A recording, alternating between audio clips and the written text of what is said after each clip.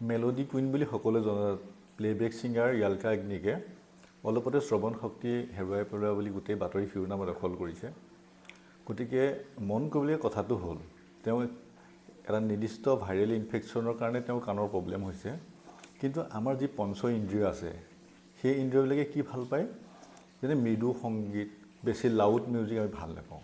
এটা নিৰ্দিষ্ট ডেচিবেলৰ ভিতৰত শব্দ হ'লেহে আমাৰ কাণ বা আমাৰ পঞ্চ ইন্দ্ৰিয় ইয়াক তৃপ্তি পায় বা ভাল পায়।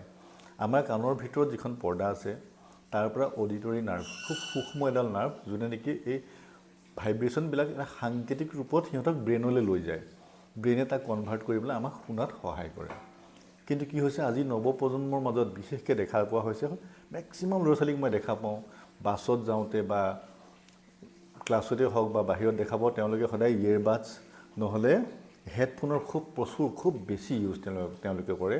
তাৰ ফলত কি হয়, খুব বেছি লাউড মিউজিক বা কণ্টিনিউৱাছ যেতিয়া ইৰিটেশ্যন দি থাকিব কাণত, এইবিলাকৰ পৰাও কেতিয়াবা সম্পূৰ্ণৰূপে শ্ৰৱণ শক্তি হেৰাই পেলাব পাৰে। আপোনালোকে সাৱধান হ'ব আৰু এই ভিডিঅ'টো তেওঁলোকৰ মাজত শ্বেয়াৰ কৰিব, যাতে খুব বেছি অতিশব্দিক বা বেছি লাউড মিউজিক ব্যৱহাৰ কৰাৰ পৰা দূৰত থাকিব আৰু ইয়েৰবাডছ, হেডফোন বা যিবিলাক আমি বাহিৰৰ পৰা ইউজ কৰোঁ এইবিলাক খুব কম পৰিমাণে ব্যৱহাৰ কৰিব।